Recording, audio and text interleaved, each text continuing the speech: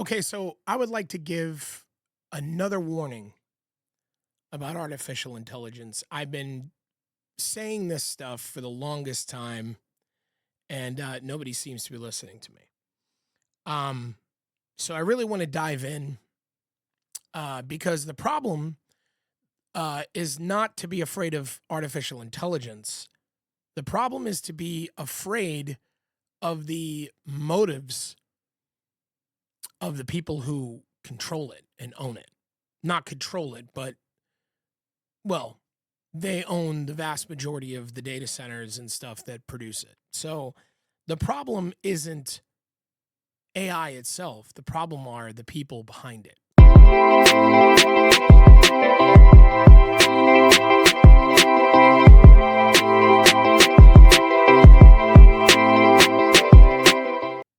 Anyway,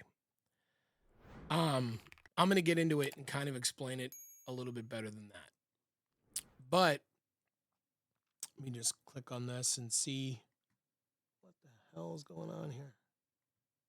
When a billionaire is investing in a business, okay, I'm going to spell this out as simply as I possibly can.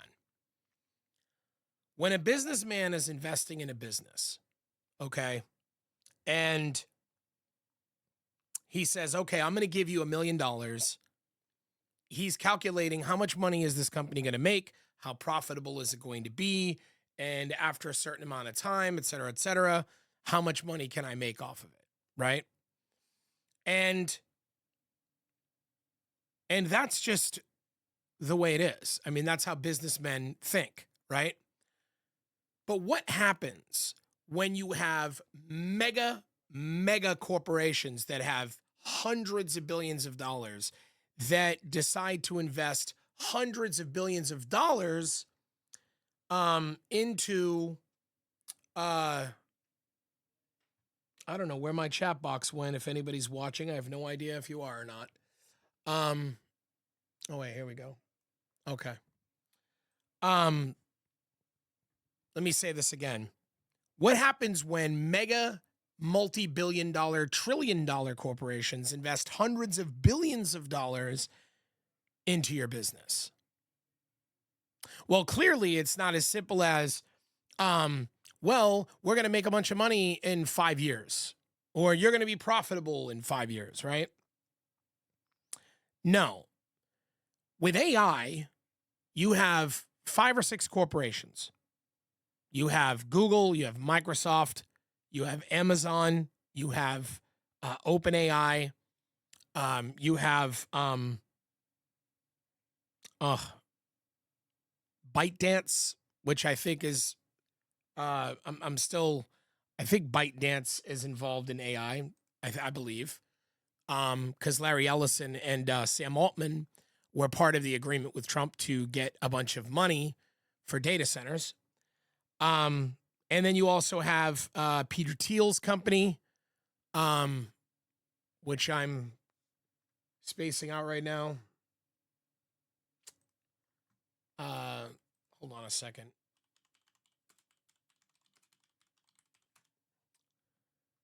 Palantir. Thank you. I'm telling you, my recall has just been so bad. I have not been sleeping well. You've got Google, you have Palantir, Amazon, ByteDance, OpenAI, Tesla, Microsoft. And that is basically the grandfathers of artificial intelligence, right? The companies that own all the data centers that are expanding and they took a position of power. See, now this is where things get really crazy, is that, like, because we have such a corruptible government where corporations could just, hey, I'm going to pay for your campaign, you do what we say, blah, blah, blah, blah. It's not like there's a lot of people out there creating AI programs and that they're all in competition with one another and they're all competing and the government's not interfering and they're just letting the winner win. That's like what's happening currently right now with, say, like marijuana, right? In the marijuana market, you have people that are literally, I mean, there's a different business on every block and there's no corporate, no big giant billion-dollar corporation that's controlling the whole thing. Not yet, anyways. Um, it's usually where capitalism unregulated leads, but we'll see what happens. But what I'm saying is that you end up in a situation where you have multi-trillion-dollar companies like the ones I just mentioned investing into artificial intelligence. Well, now the question to ask at that point is why? Why are you investing all this money into artificial intelligence? And they say, well, it's for profit, right? I mean, that's why anybody invests money into anything. They want profitability, they want their money back and then profit. Except that you can have a different person, every person in America, literally every person from just born today to in hospice about to be dead tomorrow, every individual on the entire continent of America, or the United States of America, North America, they could all get 5 ChatGPT accounts. They could all get 5 Gemini accounts. They could all get 5 Grok accounts, okay? And if that happened, it would still not break even, not even close to the amount of money that was invested in creating artificial intelligence. Are you following me? I'm really hoping you're following me. So my point is that how do they ever plan to get their profit back? Or what was really the motive behind putting all this money behind it if there was no real way to ever get back that profit? And the answer is this. Anyone who paid attention to the World Economic Forum, which I did immensely, I watched every single person that spoke on the that even stepped on a panel anywhere. I watched them, and I have it was very apparent that the motivation was that they believed that AI could get countries out of debt.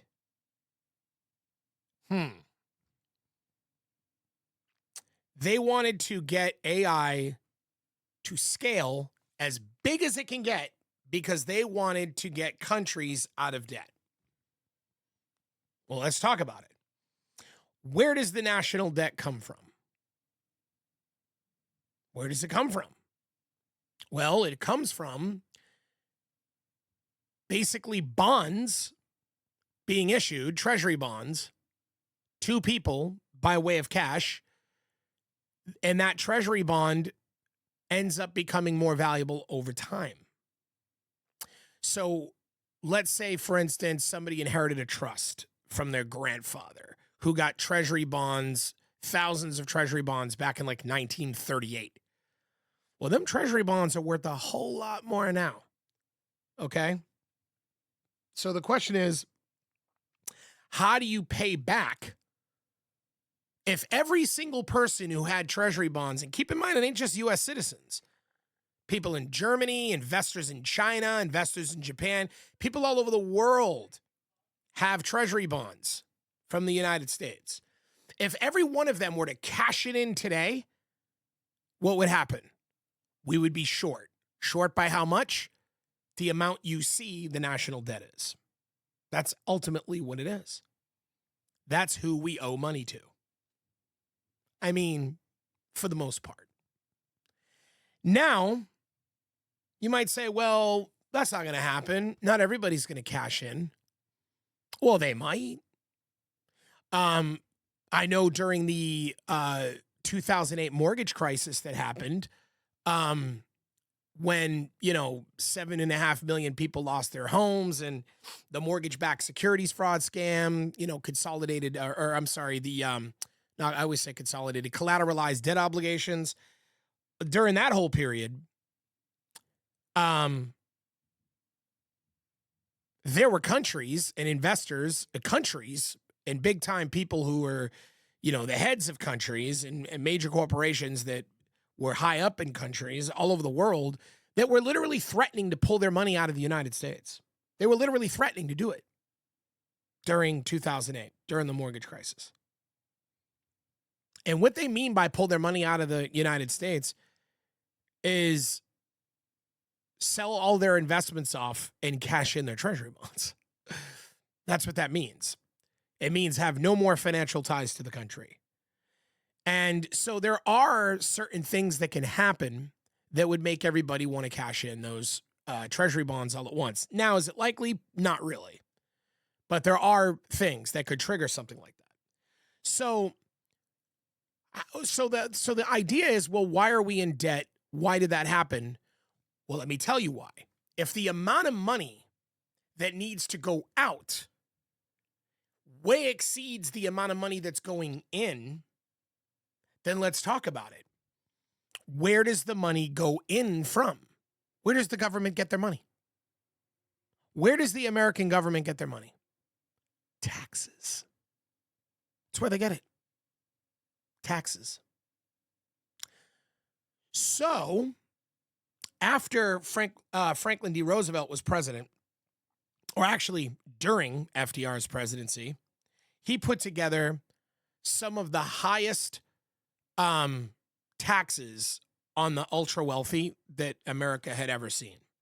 I think it was like a 96% marginal tax rate. Now, for those of you who don't understand what a marginal tax rate is, it's a little different. It's not like I got to give 96% of my money away to people.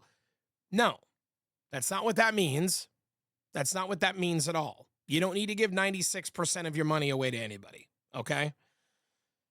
What it is that there's a margin. And so if that margin is decided to say, let's say it's $100 million.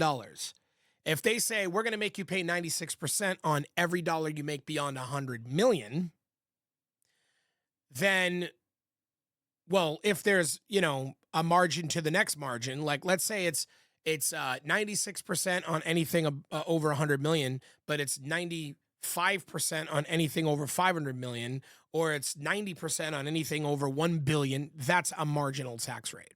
Okay? So now let's say right now that Jeff Bezos was given a 96% marginal tax rate on anything over $10 billion. Okay? If we were to do that, move this over here real quick. Put this here. Hey, Jason, how we doing? If we were to do that, we're going to go ahead and we're going to pull up this calculator here. And we're going to say, well, first of all, how much is Jeff Bezos worth? Because I know it's changed recently. $219.7 billion. $219.7 billion. That's pretty crazy. Now, keep in mind, those are just his assets. I mean, it's everything. It's his assets, it's his liquid, it's his overall net worth, most of which is rolled in assets. However, Amazon is profitable, So let's take like Amazon and just say, how much did Amazon profit last year? Okay. So that's $77.7 billion that Amazon profited. Okay. Now, is all that Jeff Bezos's money? No, of course not. He can't have all of it. It's the company's money, right? So he'll pay himself. And what will he do? He'll pay himself something like, $500,000 a year. And then pay taxes on that. But he can take money from that 77 billion that Amazon that was brought in by Amazon if he wants to as a business owner. He can take some of that money and do with it what he wants with it by simply saying that it's a business expense. Like if he decided to buy a bunch of real estate and say, well, I want Amazon to own assets. But Amazon is him and he is Amazon. And so what ends up happening is you end up having, because only a certain amount of money can be insured in the banks. I believe it's like 500,000. Hold on. How much money can be insured by the banks? Well, it looks like it's $250,000. $250,000 is all that you can be insured for when your money's in a bank. So naturally, the idea is, well, let me roll this money into assets. Some of those assets can be hard assets, like just I'm going to buy a house, or I'm going to buy something of that nature, in a commercial office building or whatever, right? A lot of times, though, that money goes into the markets. And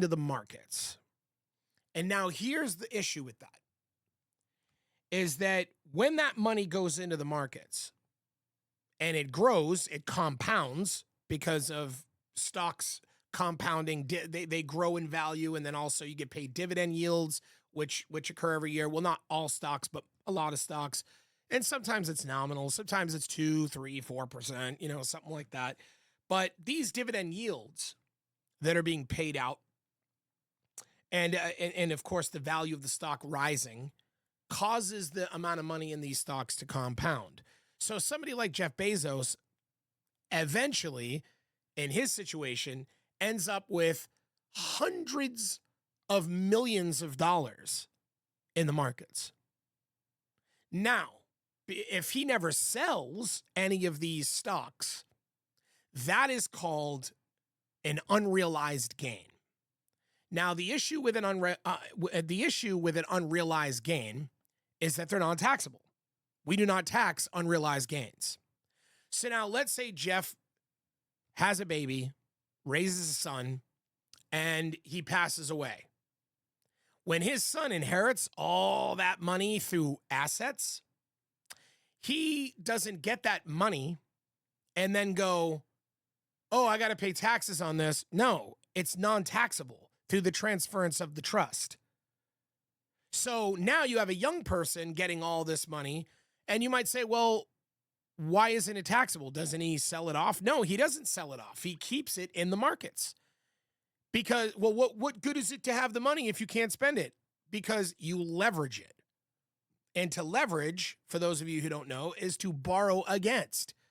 So if you inherit $500 million in stocks, you're allowed to essentially leverage, I believe, up to 80% of that. So if you wanted to, okay, you could, what is that, $320 million you could borrow against your $500 million. You can go to the bank and say, hey, I have $500 million in stocks that I inherited from my daddy, so I would like to get $320 million right now as a loan. And you can then take that $320 million that you borrowed and go buy more assets.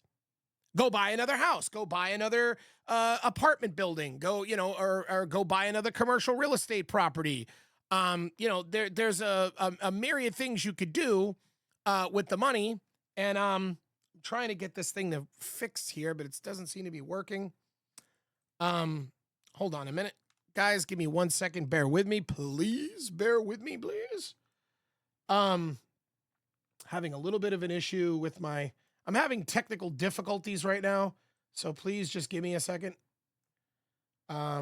Seems to be a little bit of an issue here. All right, there we go. All right, back over here. Where were we? There we go. Okay.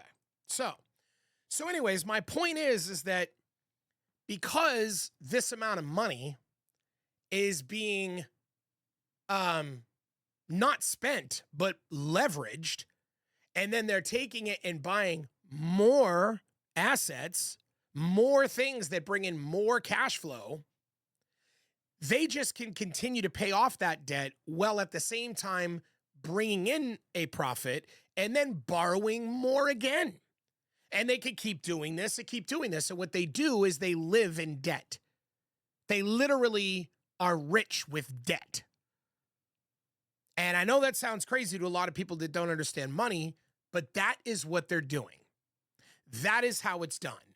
And because of that, that ends up being when you refinance your properties and you get a check for refinancing it for the for the difference. When you buy a house, right? There's a certain valuation that it's given, right? And if 5 years later it goes up in value and you do a refinance, you get a check on the difference of what happened with that value. That's non-taxable too. That's another form of non-taxable income. So what the wealthy are doing is they're buying stocks, never selling them, just leveraging them, and then buying properties and then just refinancing them. And with the money that they're getting from yields and a small percentage of yields that they're getting paid out from the stocks, and with the money that they're getting from the profit gains of with the money they're getting from refinance profits or refinance money from the properties that they purchased, and then with the money that they're getting from renting to tenants or buying commercial real estate, renting to companies, all of this stuff exceeds the amount of money that they're actually having to pay back. So they're making a bunch of money off of absolutely nothing. And all of that wealth just continues to grow. And they're never paying taxes on it. Never. Okay? So, even though I was going to break down for you the marginal income tax rate, but I realized this is probably more important. Because even if we were to do that today with a marginal tax rate, they would just make it look like they're not making any money, which is what they already do now, because that marginal tax rate would be based on their income, okay? But as these things are continuing to happen, back to the main point, this is complicated stuff, and I'm sorry, guys, but there's a lot to this. It's a lot of nuance. The main point here is, okay, that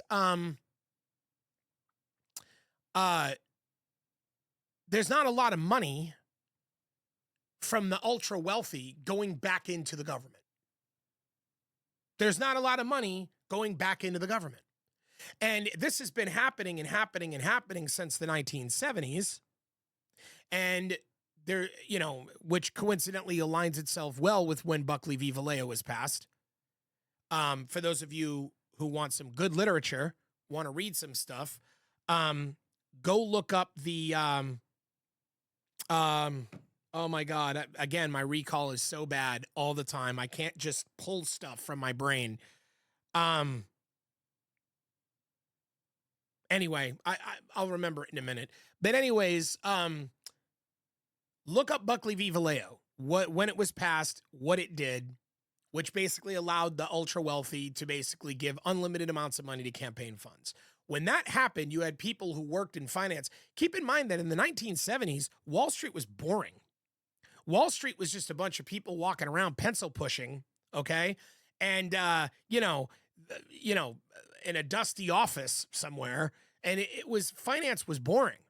But as soon as Buckley v. Valeo passed and it allowed rich people to continuously keep giving money to campaigns and then be able to, through lobbying, ask politicians to do their bidding, all of a sudden, 1980s Wall Street became, oh, you can tell by the way I use my walk. I'm a woman's man. No time to talk. Like walking around, driving around in Ferraris, driving around in Lambos, snorting coke off a model's tit. Woo! Partying in the club. All of a sudden, Wall Street was Wall Street. There's a reason why that happened. There is a reason why that happened. So no money is going in, okay? No money is going into the government. And so now back to AI. So they say all these billionaires who gave hundreds of billions of dollars to artificial intelligence companies and said, here, do everything you can to make AI the best, right? The only way, now in their mind, they're saying, oh, well, we just want America to be out of debt. America would be out of debt if rich people just paid taxes, if you taxed unrealized gains, if you put appropriate marginal tax rates, if you sewed up some loopholes for rich people to stop acting like they're not making money when they are. That is how money would go back into the government, and then we would be solvent. We would be solvent. We wouldn't even have a debt. In fact, if we had the tax rates that Reagan had in place in the 80s, still today, we would be a solvent country. We would have no debt. So the idea that, oh, well, this will help us get out of debt. Oh, please. Please. Hi, I'm a billionaire worth tens of billions of dollars, and I'm investing in AI, hoping that it'll get America out of debt. Knowing full well that America could get out of debt if you were fucking taxed properly, but you're not. So that's not the reason, okay? So let's talk about it. So what exactly is the reason? Why are they giving endless hundreds of billions of dollars to these companies to produce artificial intelligence, knowing that it can't be profitable? I'll tell you why. Because they know that the only way that it can be profitable, the only way, is if it took over every single fucking job. Make no mistake about it. That means if it took over every job, every service, every single facet of the fabric of America was operating like electricity, like AI was like electricity, just running and running and running and running and everything.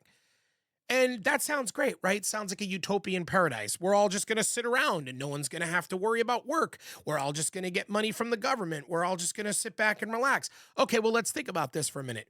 How are you going to get money from the government? I just told you that the government gets money from taxes. From taxes. Okay?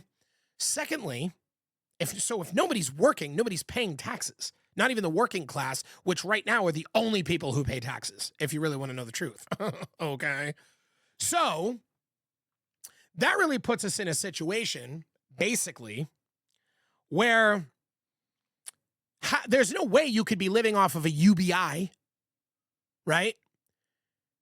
So what's going to happen is 6 companies, okay, Palantir, ByteDance, Microsoft, Amazon, Google, Meta, those companies, 7 companies, okay, they are going to basically, because they own all the data centers, and they're doing it right now, pushing it through while Trump is president, making sure every data center gets built, all the infrastructure for their AI takeover is all being built under Trump because they know Trump won't stop them. And when we come out of this, there will be no competition. There is nobody that's going to compete with Microsoft and Amazon and Meta with AI. You're going to have 7 companies in charge of fucking everything. That means that the cars that are driving you wherever you're going, that means that healthcare is going to, which it's already going to be decided by AI. You'll be signing up for healthcare. AI will determine whether you're approved or not. Everything will be AI. Customer service will be AI.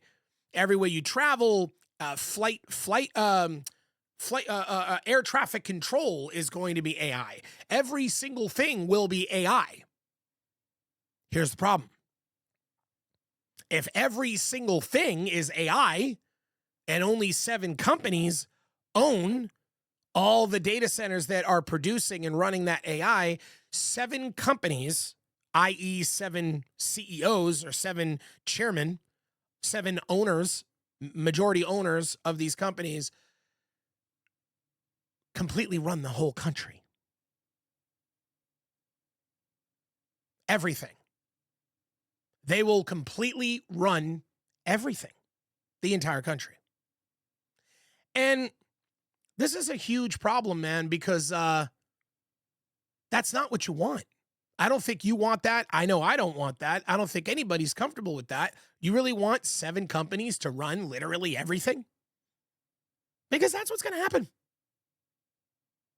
That's what's going to happen. We're headed there. And government, and this is the key takeaway that you got to know, government is exactly the entity that is supposed to get in the way of that. Government is supposed to be the people who tell corporations, fuck you. You don't do this to the people. You don't get to do that. You don't get to have like monopolies and full control over everything. That's not going to happen. But what happens when the government is bought and paid for by those same 7 companies? And we know that's the case. We saw Trump standing up there with all of them standing right behind him. So we know he's not doing anything. He's not regular. They're building data centers and farmlands all over the country right now, destroying the land, destroying water, destroying everything. And no one's doing anything about it. No one's doing a fucking single thing about it. Trump doesn't give a fuck. He's too busy doing more scams and, oh, I'm going to blow up Iran and bomb a bunch of innocent people in Iran and all this other type of bullshit. That's more important to him. He doesn't give a shit that that 7 companies are taking over the whole country. He doesn't care. They helped him win the election. He's okay with it. Go ahead, guys. I just want my cut. That's what he did with TikTok. $10 billion for giving TikTok to Larry Ellison in the United States. So, the only way for AI to scale big enough to be able, and this is the most important point I'm going to make before I leave, so I really hope if you're still with me, you grasp this. The only way for artificial intelligence to scale to the degree with which it takes over absolutely everything, okay? The only way for that to happen is if democracy and human rights has been expunged. Because what is preventing them from doing that, when you're in the room with these people, and I have been, when you're in the room with these people and you ask these people, what is it that would be a requirement for artificial intelligence to scale big enough to be able to get it to where you guys will be happy? They say data. We need data. Lots and lots and lots and lots and lots of data. Data hogs. We need all the data. You think it's a coincidence that Elon Musk sent people to the Treasury to download all that information on every American?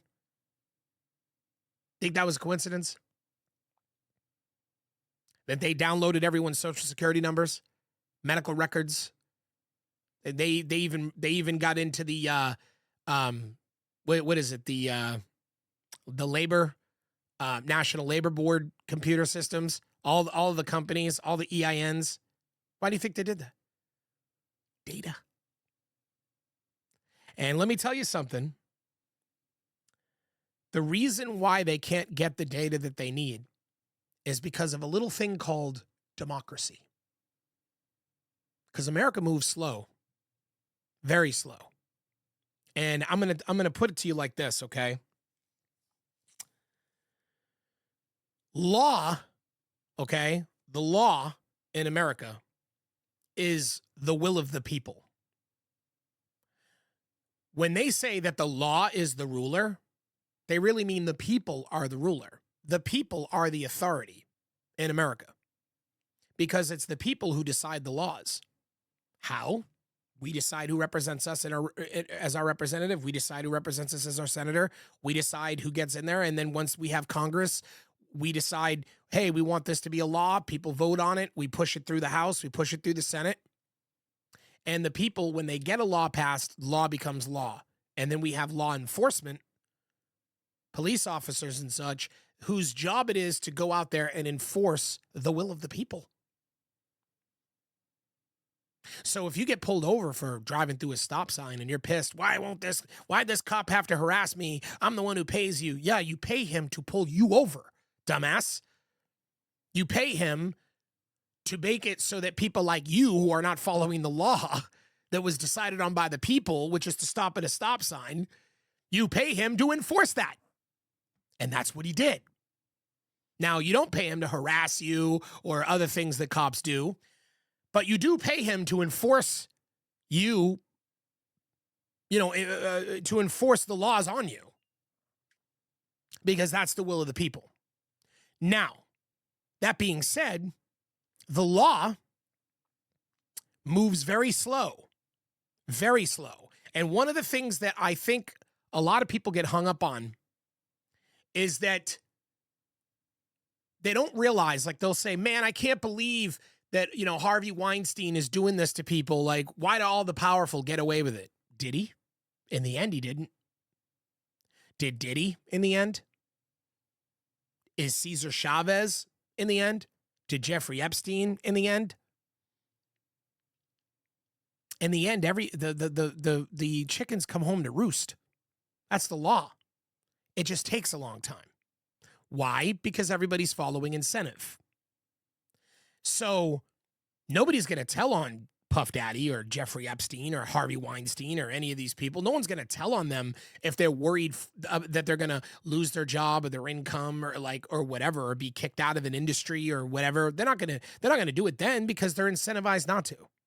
But the moment these people reach a certain age where they get a little old, or they become a little bit less like powerful, or they start to slip a little bit, and there's a weakness, a chink in that armor, oh yeah, the law comes a knocking.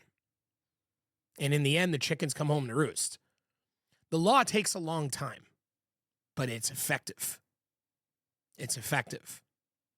And we want it to take a long time because that's what actually makes it real authority. Because the law takes a long time because the law is decided on what is true. And what is true? What is true is what is proven in a fucking courtroom with evidence. Not what somebody said on the news. Not what somebody posted on the internet. Not what somebody said at a party or an event. What's true is what is proven in a fucking courtroom. Period. That's the reason why Donald Trump could go around and tell people on TV, we were frauded, we were scammed out of the election, it was all fraud, the Democrats frauded us. But as soon as he was dragged into a courthouse, he didn't say that. Your Honor, we're not saying that we're committing fraud. But nobody saw that. Nobody saw that. They didn't want what happened in a courtroom to be seen, right? No one got light of day of that. Everybody just sees what people are saying on the internet.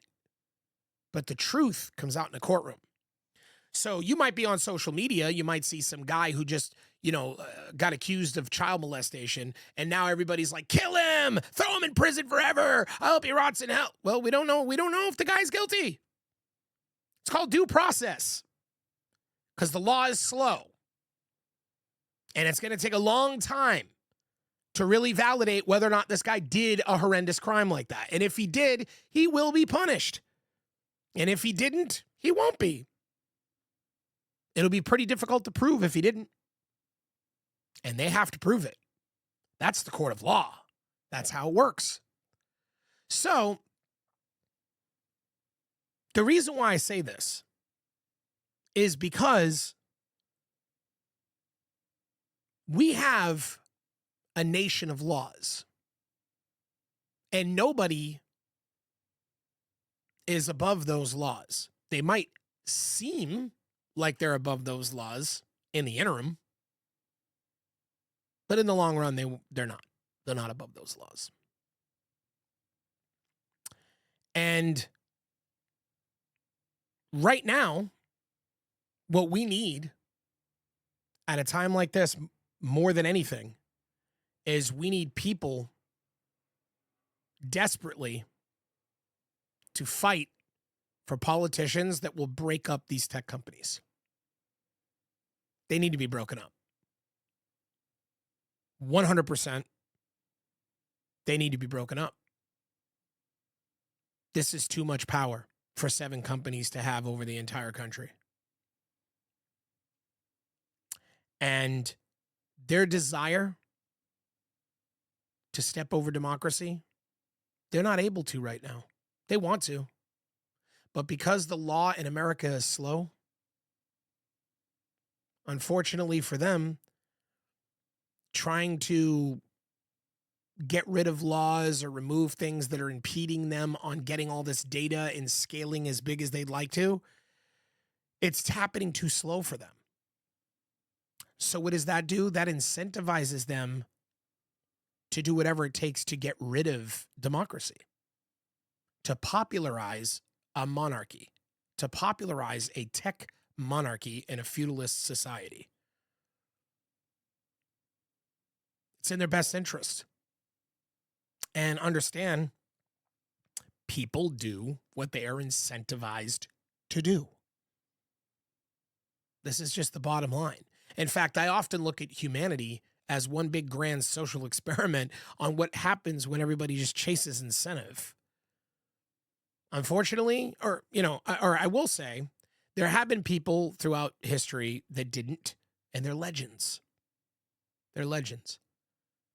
But we have become a world filled with people who really only care about their own incentive and what incentive they're going to be, or what will incentivize them. And unfortunately, what will incentivize the 7 biggest tech companies right now that are dealing with AI is to not have a democracy. Now, do I feel like Google wants to get rid of democracy? No. In fact, I think they're one of the best supporters of it. And Anamorphic as well, or Anamorphic, I believe it is. Daniela, I can't remember his name.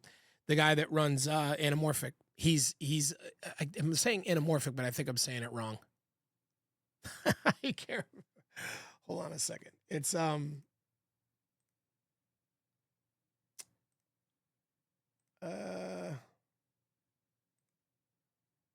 Anthropic. Thank you. That's what I was trying to say. So the guy that owns Anthropic seems to be a pretty decent human being that really cares about the world. But whether or not they're good or whether or not they're bad, okay, we don't know, right? We don't know. But the point is, we don't want to wait to find out, do we?